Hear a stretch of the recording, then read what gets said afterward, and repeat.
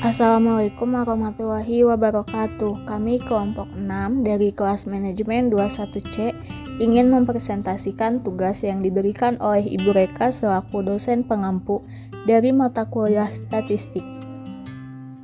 Pendahuluan, dalam statistik parametrik terdapat suatu metode ANOVA satu arah. ANOVA satu arah menggunakan nilai rata-rata sebagai parameter untuk membandingkan beberapa populasi. Asumsi uji ANOVA yang pertama ada data berdistribusi normal, yang kedua varian homogen, yang ketiga sampel atau kelompok independen. Yang keempat yaitu sampel dipilih secara acak dari populasi. Yang kelima variabel dependen minimal diukur dalam skala interval.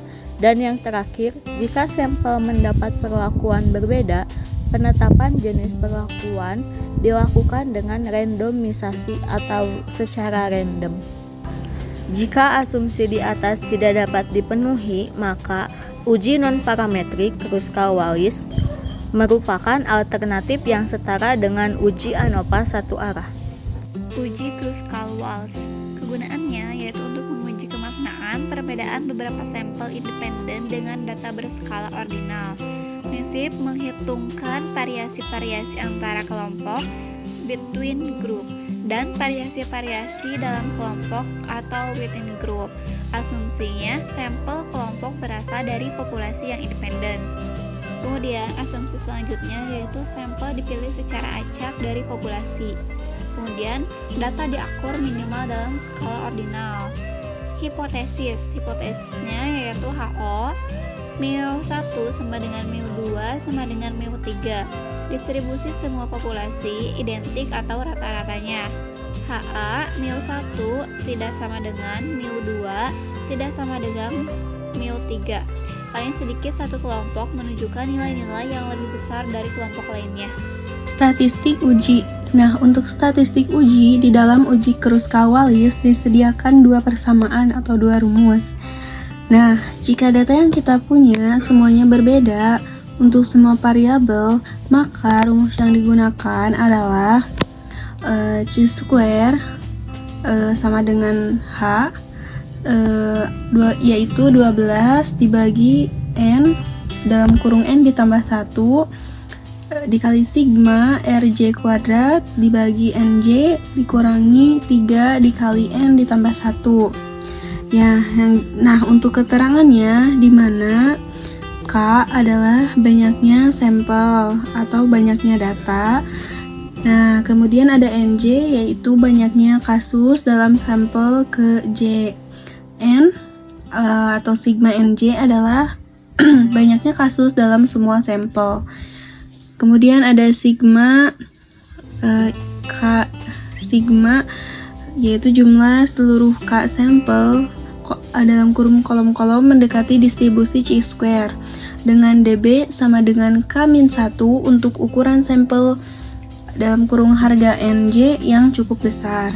Kemudian jika data yang kita miliki itu ada angka yang sama baik antar variabel atau di dalam variabelnya, maka rumus yang kita gunakan yaitu yang kedua, yang lebih kompleks. Digunakan seperti di sini digunakan faktor koreksi, di mana chi-square atau disimbolkan H sama dengan 12 dibagi N dalam kurung N ditambah 1 dikali sigma RJ kuadrat per NJ dikurangi 3 dikali N ditambah 1 dibagi 1 dikurangin sigma T dibagi N pangkat 3 dikurangin N. Nah, dimana keterangannya T sama dengan T pangkat 3 dikurangin T, dan T yaitu adalah banyaknya observasi yang berangka sama. Selanjutnya, jika K lebih besar 3 dan NJ lebih besar 5, gunakan tabel K kuadrat dengan ketentuan H0 ditolak jika H hitung lebih besar atau sama dengan chi-square tabel. H0 diterima jika H hitung lebih kecil chi-square tabel. Langkah pengujian ya. 1. Tentukan hipotesisnya. Yang kedua, berilah ranking atau peringkat mulai dari 1 untuk nilai terkecil sampai dengan N untuk nilai terbesar. Jika ada angka yang sama, ranking yang diberikan adalah ranking rata-rata. Yang ketiga, peringkat dalam masing-masing kelompok dijumlahkan atau disebut RJ. Yang keempat, jika terdapat angka yang sama, gunakan statistik uji H dengan koreksi. Jika tidak ada angka yang sama, gunakan statistik uji H tanpa koreksi.